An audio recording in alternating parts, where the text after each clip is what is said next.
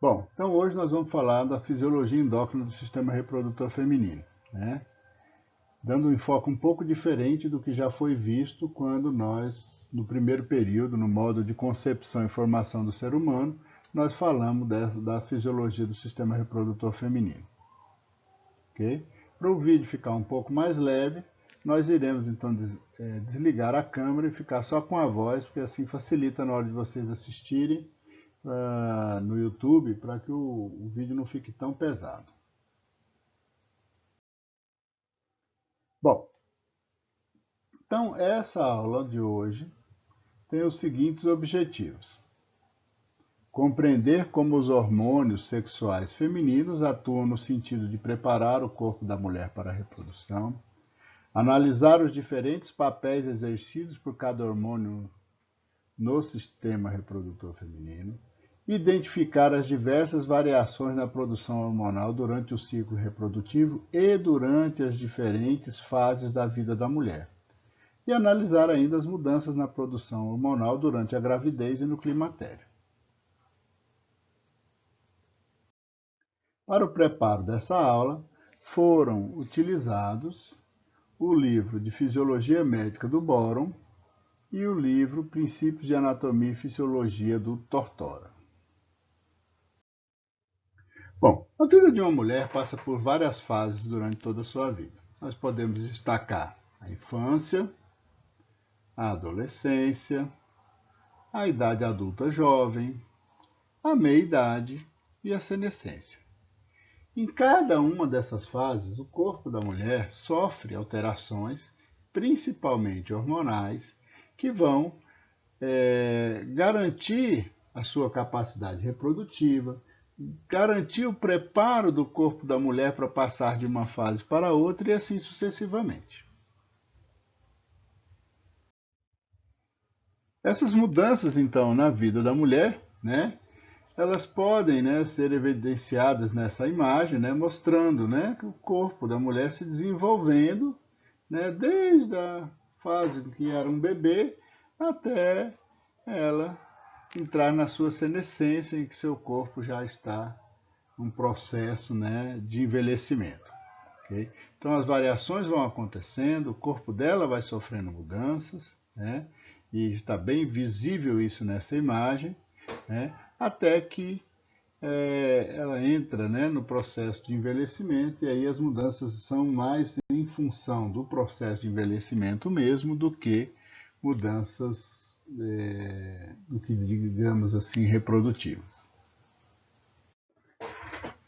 Bom, entre essas mudanças, né, vários hormônios estão envolvidos, né? Então toda a reprodução feminina ela é controlada por um certo grupo de hormônios, dos quais nós podemos destacar o hormônio hipotalâmico, o GnRH, os hormônios hipofisários FSH e LH, e os hormônios ovarianos, estrogênio, inibina e progesterona.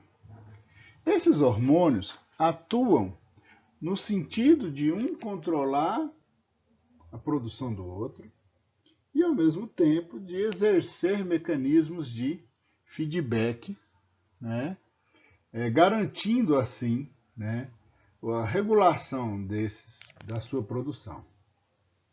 A oscilação desses hormônios acontece não só no dia a dia, onde encontramos durante o ciclo reprodutivo oscilações bastante consideráveis, como acontece durante todas as fases da vida da mulher. Então, determinados picos hormonais vão permitir determinadas modificações no corpo da mulher, fazendo com que esse corpo responda a esses hormônios que se modificaram em termos de concentrações. Certo? Isso pode ser durante anos, isso pode ser durante dias, né, pensando na reprodução. Então, nesse processo, então, pensando nessa parte endócrina, né, nós temos então duas glândulas que têm um papel importante nessa regulação hormonal. O hipotálamo, que é o órgão responsável por produzir o GNRH, certo? Então, o hipotálamo produzindo o GNRH, que atua sobre a hipófise,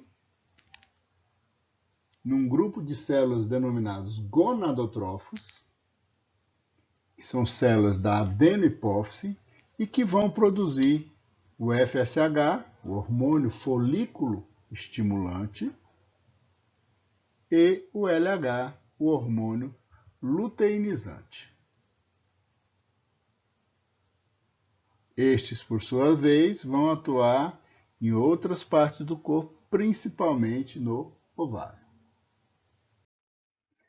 A outra glândula envolvida nesse processo é exatamente o ovário, que, dependendo do estímulo e da fase com que ele se encontra para o ciclo reprodutivo, ele vai estar podendo produzir 3 hormônios principais: estrogênio, inibina e progesterona. Então, pensando nesse controle da secreção desses hormônios, nós podemos observar na forma de um eixo hipotálamo, hipofisário, gonadal, onde a gônada, nesse caso, seria o ovário, né? O hipotálamo produzindo e liberando o hormônio gonadotrófico, né? O hormônio liberador das gonadotropinas, certo? Que vai atuar, o GNRH, que vai atuar sobre a hipófise nas células chamadas gonadotrófos. E essa hipófise, então, sob estímulo desse hormônio GNRH, vai responder produzindo LH e FSH. Esses hormônios vão atuar sobre o ovário e o ovário vai produzir, então, inibina, estradiol e progesterona, certo? A produção desses hormônios, ao mesmo tempo que exercem funções sobre órgãos como o útero, também realizam mecanismos de feedback, regulando a concentração de GNRH, de FSH e LH. Esses hormônios têm um efeito de feedback negativo, ou seja, quanto mais estradiol, progesterona e inibina, até um certo limite para o estradiol, menos LH e FSH serão produzidos. No entanto, como vai ser melhor explicado posteriormente, né, há um mecanismo de feedback positivo quando a concentração de estradiol passa de um determinado nível. Então, quando ela até certa concentração, ela tem um efeito de feedback negativo, mas quando passa disso, ela já começa então a fazer feedback positivo, estimulando a liberação principalmente do LH.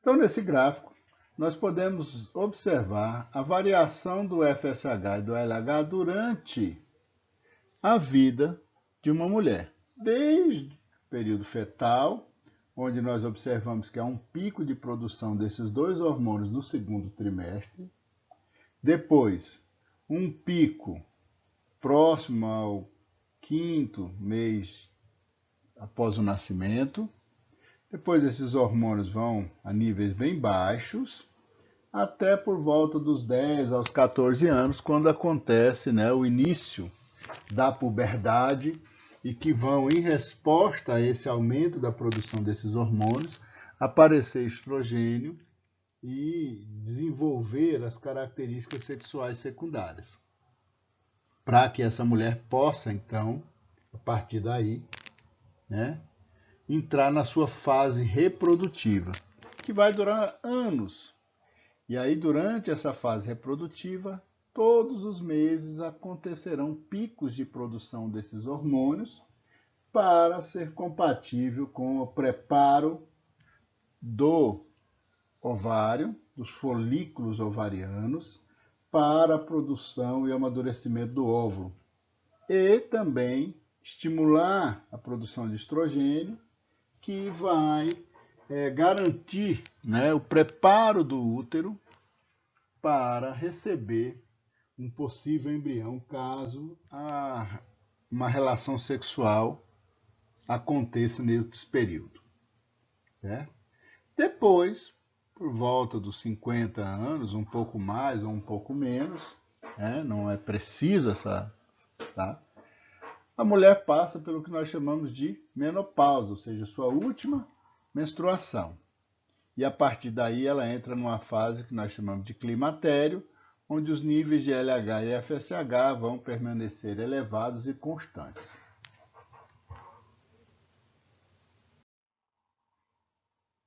Nessa imagem, nós podemos observar o efeito do aumento dos níveis de estradiol sobre a produção de LH. Observe que antes do aumento da concentração de estradiol, ou seja, no começo do ciclo, né, a resposta das células gonadotróficas ao GNRH produzem muito pouco LH. Isso porque as células não estão tão sensibilizadas à presença desse GNRH para a produção dos hormônios. No entanto, mais ou menos, próximo ao meio do ciclo, 12º, entre o 12º e 14º dia, os níveis de estrogênio, de estradiol, estão elevados. E isso faz com que aconteça um aumento da sensibilização das células ao pulso secretório de GNRH. Ou seja, quando o GNRH é liberado agora, nessa fase, uma grande quantidade de LH é secretado pelos gonadotrófos, indicando que o estradiol, aumenta a sensibilidade dos gonadotrófos ao estímulo produzido pelo GNRH, fazendo assim com que as células produzam e liberem uma quantidade maior de LH. Por isso que no início do ciclo, onde há um pico maior pulsátil de GNRH, apenas o FSH aumenta de concentração. E perto do meio do ciclo, onde já está quase pronto para a ovulação acontecer, e coincide isso com o pico de estradiol, nós temos agora, além do FSH sendo produzido, uma grande quantidade de LH, que vai ser suficiente para rompimento do óvulo, do folículo, desculpem, e liberação do óvulo num processo que nós chamamos de ovulação. E o que sobra do folículo vai se transformar no corpo lúteo. Então, até por isso que esse hormônio tem esse nome, né? Ele é o responsável principal pela transformação do folículo ovariano após a ovulação em corpo lúteo. Nesse gráfico, então, nós temos a distribuição hormonal com relação ao período reprodutivo da mulher. Então, observe que no dia 0, que seria o dia em que a mulher ficou menstruada, começa a se elevar a concentração de FSH. Esse FSH, ao ser liberado nesses primeiros dias da menstruação, ele vai estimular o ovário a desenvolver os seus folículos.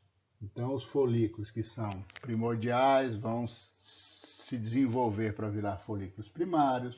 Os folículos que são primários unilaminar vão se transformar em primários multilaminar. E os primários multilaminar vão virar secundários. E o melhor secundário vai se transformar em folículo maduro. Então, vai havendo uma evolução, né, nesses folículos, de modo que um folículo que, num determinado momento, foi primordial, passe agora a ser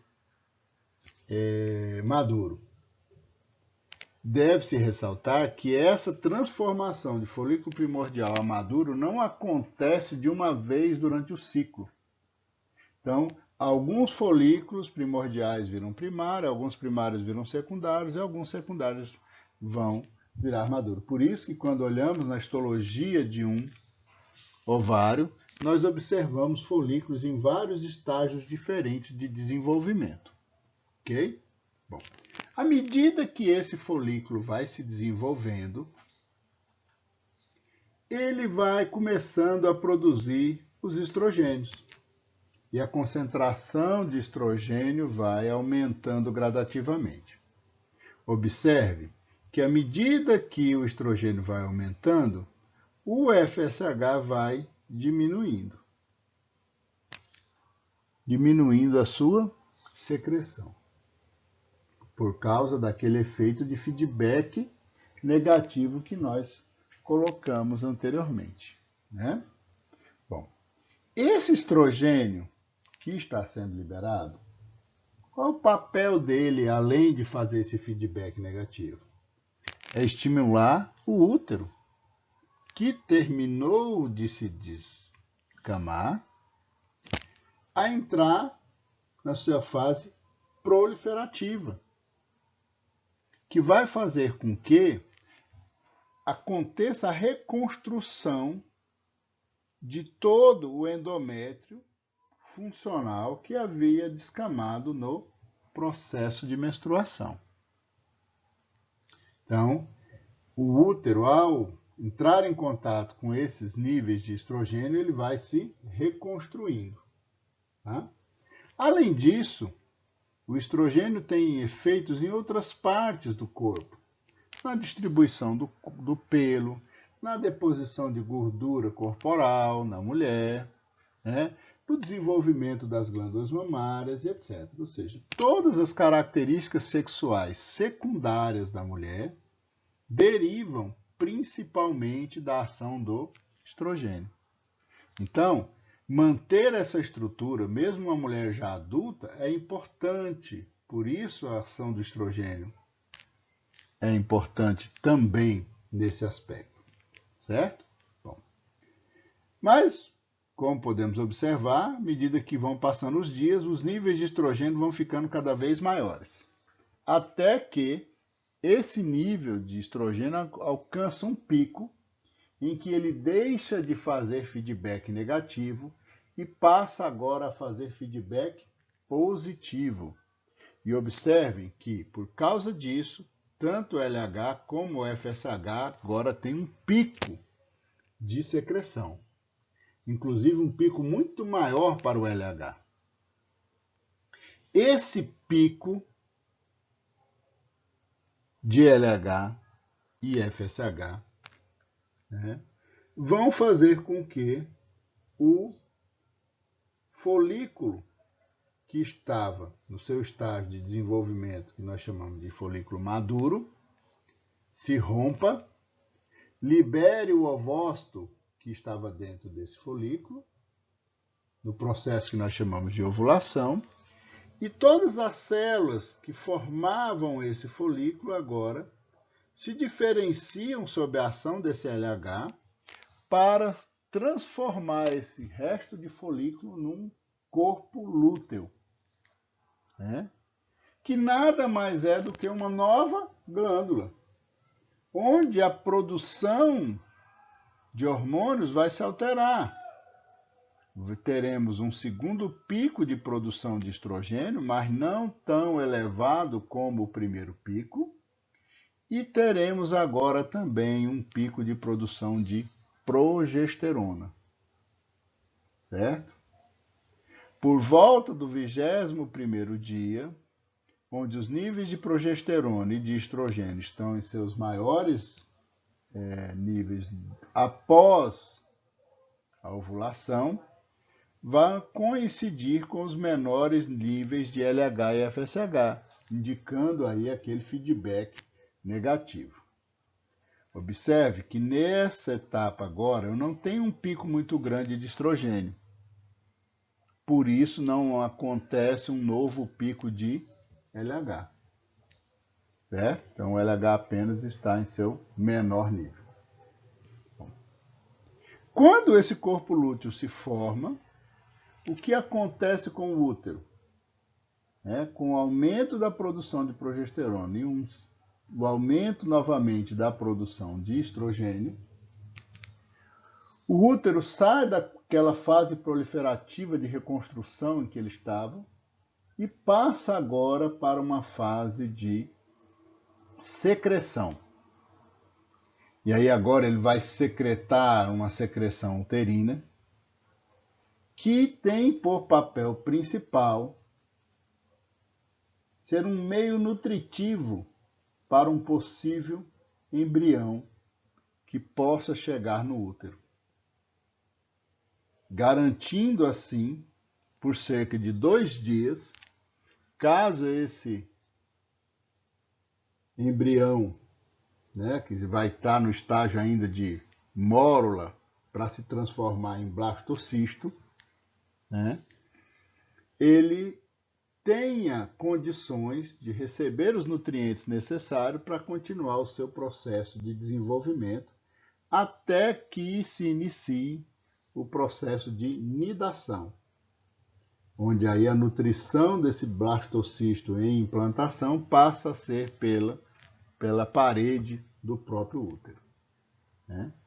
Bom, mas se por volta do 21º dia não acontecer o início do processo de nidação, que seria o mesmo que dizer que aquela mulher não tem um óvulo fertilizado, não teve um óvulo fertilizado e, consequentemente, não vai haver implantação de embrião, o corpo lúteo começa a se degenerar, se transformando no que nós chamamos de corpo albicans. Essa degeneração vai fazendo com que os níveis de progesterona e estrogênio voltem a cair.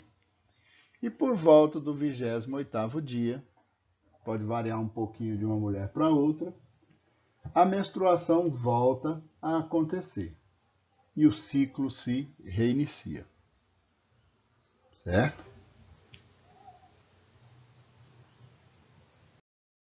Nesse gráfico aqui, nós podemos ver a variação dos níveis de estrógeno, com o passar dos anos. Então, se nós observarmos, após o nascimento, até os 10 anos de idade aproximadamente, os níveis de estrogênio estão lá embaixo. A partir desses 10, 11 anos de idade, o nível de estrogênio começa a aumentar e começam, em função da presença desses estrogênios, o desenvolvimento das características sexuais secundárias da mulher. Então, o corpo daquela criança, aquela menina, vai começar a se transformar no corpo de uma mulher. Ainda por volta aí dos seus 14, 15 anos, pode ser um pouco antes, em alguns casos, a mulher, então, tem a sua primeira menstruação, que nós denominamos menarca.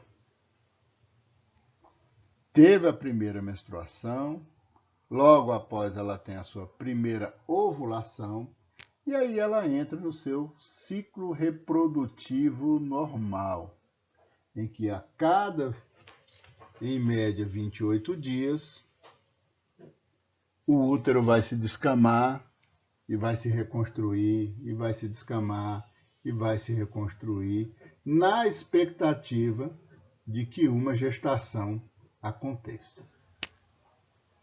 Isso vai durar vários anos, até por volta dos 50 anos, onde os níveis de estrogênio vão começar a cair e a mulher vai chegar a um ponto em que ela vai ter a sua última menstruação, que nós denominamos menopausa. Depois dessa última menstruação, os níveis de estrogênio, nesse período que nós chamamos de climatério, caem consideravelmente e a mulher começa a ter alguns distúrbios geniturinários em função da falta de estrogênio. Então é comum a mulher ter uma série de sintomas característicos da menopausa em decorrência da falta desse estrogênio.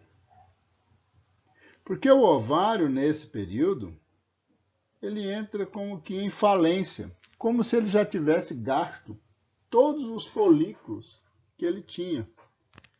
E ele não tem mais como amadurecer novos folículos.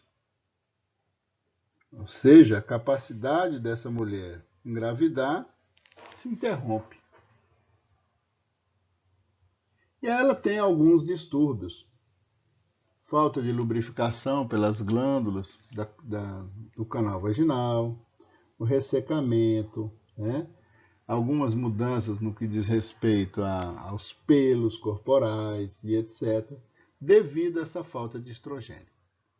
O corpo, na tentativa de suprir essa falta, acelera a conversão de hormônios androgênicos que a mulher produz na suprarrenal, produzia também no ovário, mas agora não faz mais, né? Mas ela acelera a transformação desses androgênios em estrogênio, na tentativa de suprir, pelo menos em parte, a necessidade desses hormônios para a mulher, certo? E isso faz com que outros sintomas apareçam, como, por exemplo, a falta de desejo sexual, né, em função da falta de androgênios, uma vez que são os androgênios os principais responsáveis pela libido sexual.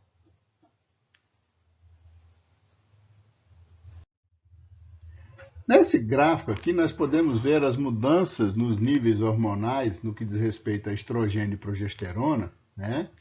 Na fase de pré-menopausa, um período próximo à mulher entrar na menopausa, e depois, logo após ela entrar na menopausa, né? Então, nós observamos que, com a queda de estrogênio, né, e progesterona, principalmente de progesterona, né, perto da época da menopausa, né, por volta aí dos seus 46 anos, por aí, começam a aparecer sintomas vasomotores e alguns distúrbios menstruais. Então, o sangramento fica irregular, a quantidade de dias em que a mulher tem a menstruação aumenta, em alguns casos diminui, passa às vezes um mês que ela não menstrua, no outro menstrua, então começa a ter alguns distúrbios desse tipo. Depois,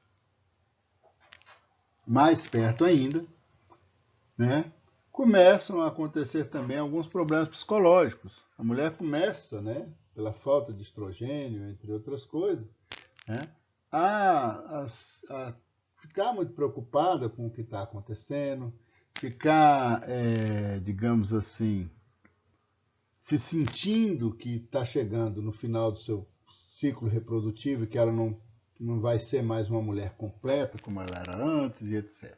Né? Depois da menopausa, na região, então, no período climatério lá, né, no pós-menopausa, começa a ter dispareunia e atrofia urogenital, que é aquela história que eu coloquei, né, dela perder, né, a lubrificação do canal vaginal, perder o controle dos esfíncteres, né?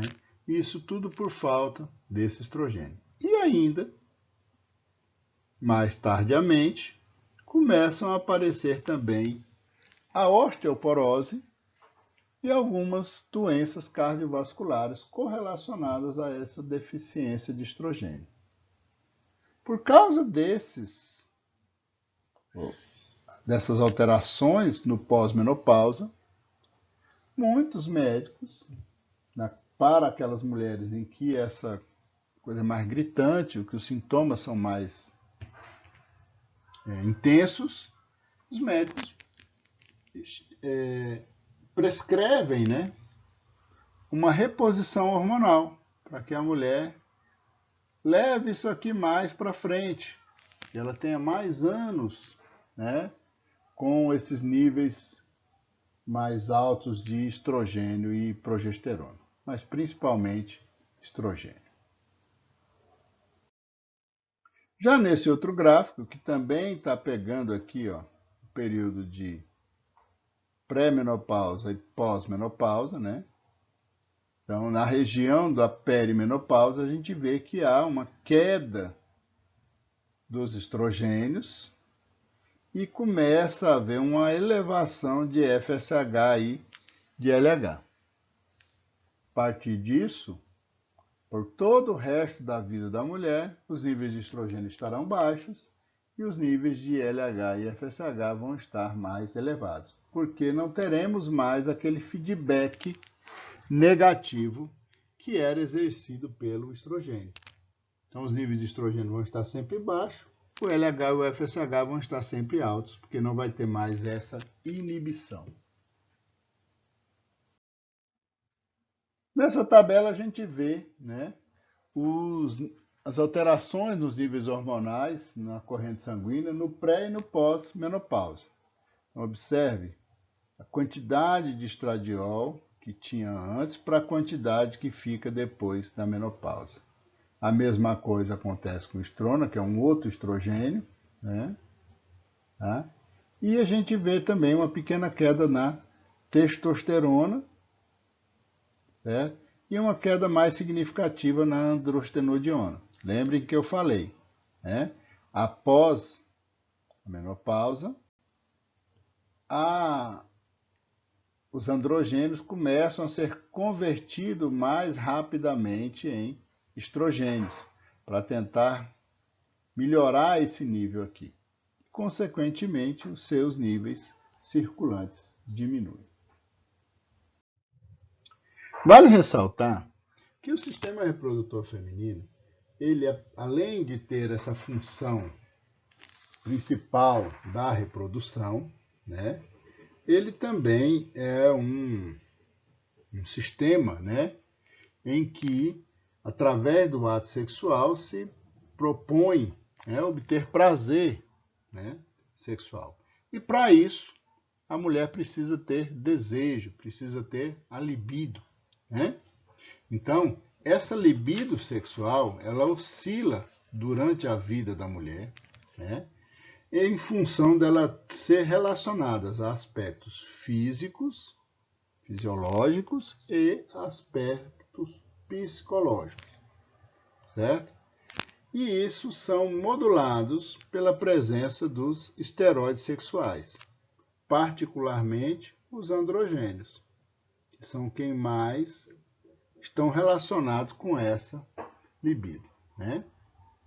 É normal que a libido sexual da mulher aumente no período próximo à ovulação, para que a mulher tenha desejo sexual e queira ter relações sexuais com seu parceiro no momento em que ela está fértil, ou seja, no momento que ela está ovulando, para que o espermatozoide do seu parceiro se encontre com o espermatozoide, com o óvulo da mulher. E aí a fertilização aconteça. Então, para que esse encontro aconteça, é necessário que a mulher tenha desejo sexual, né? Tenha vontade de ter relações sexuais. E se ela não tiver vontade, as relações sexuais não acontecem nesse período, ela não vai ficar gestante nunca, né? Bom, mas, diferente de outros tipos de animais, os primatas, eles fazem o ato sexual também para a obtenção de prazer, né? Então, de maneira geral, os casais, né, têm relações sexuais fora do período fértil da mulher, apenas com a necessidade de obtenção de prazer sexual. E essa libido sexual é que vai acabar, então, permitindo isso, né? Algumas mulheres têm uma libido um pouco mais desenvolvida, são mais ativas sexualmente. Algumas mulheres têm a libido mais pacata, digamos assim, né? Mas como eu coloquei aqui no slide, essa libido, ela depende de fenômenos físicos e psicológicos. Então, uma mulher que está cheia de estresse, que está cheia de problemas e tal, dificilmente ela vai ter desejo sexual, né? A mesma coisa acontece com o homem, né? Então, a pessoa tem que estar numa fase mais tranquila, mais sem problemas, para que a sua libido esteja mais, digamos assim, exacerbada, né? É muito comum a gente ver uma referência, né, de que a mulher, quando chega aos 40 anos, ela chega na idade da loba, né? Fazendo uma referência em que ela, por já estar mais madura nessa etapa da vida, ela está mais sexualmente ativa. Provavelmente isso se dá, né, à melhoria dos seus aspectos psicológicos. Que nessa fase, aos 40 anos, os seus filhos já estão mais crescidos, dependem menos da mãe. Muitas vezes já há uma estabilidade financeira, a pessoa já tem um trabalho bom, a pessoa já tem uma casa boa, então ela já construiu algumas coisas na vida que lhe dê mais tranquilidade psicológica para se concentrar mais na sua atividade sexual, né? Coisa que quando ela é muito jovem, às vezes, né, correndo atrás de fazer faculdade, de arrumar um namorado, um marido, ter os seus filhos, cuidar desses filhos, tudo isso às vezes atrapalha um pouco, né? E aí a libido, existe a libido, mas em menor intensidade, né? Mas sempre teremos, num grupo de mulheres da mesma idade, mulheres que têm uma libido um pouco mais exacerbada e outras que têm uma libido mais baixa, certo?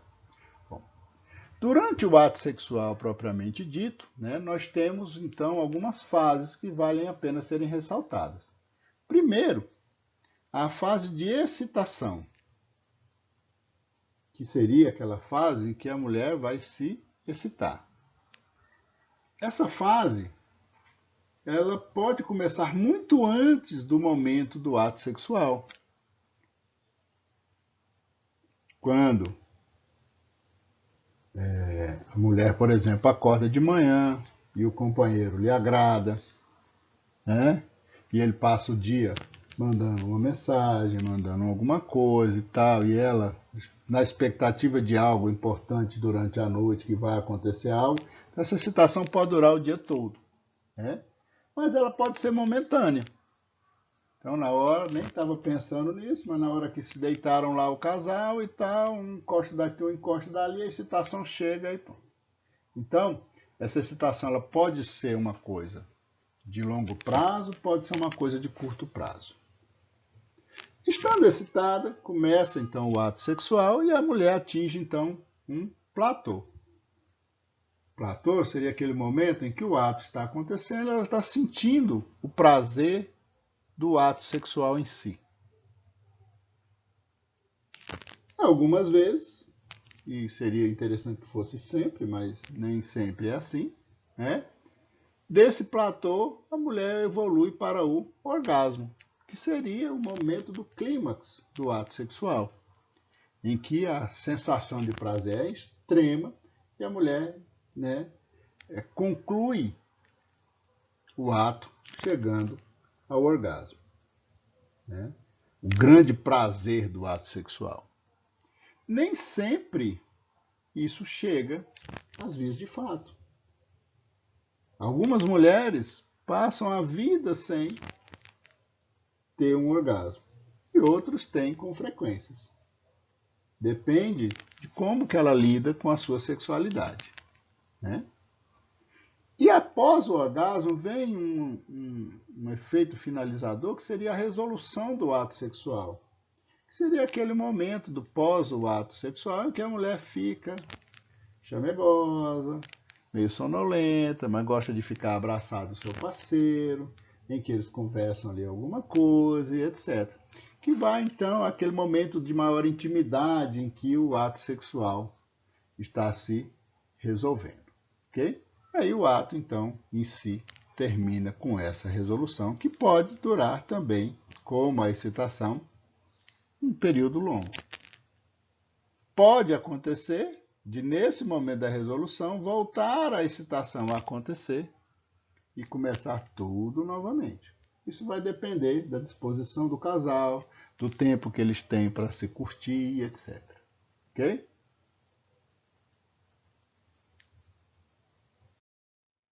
Bom, espero então que nós tenhamos conseguido, né, com essa aula de hoje, chegar a esses objetivos. Compreender esses hormônios sexuais femininos atuando no sentido de preparar o corpo da mulher para a reprodução, analisar os diferentes papéis desses hormônios durante essa reprodução, identificar as diversas variações na produção do hormônio durante o ciclo reprodutivo e durante as fases da vida da mulher, e analisar aí as mudanças na produção hormonal durante a gravidez e o climatério, né?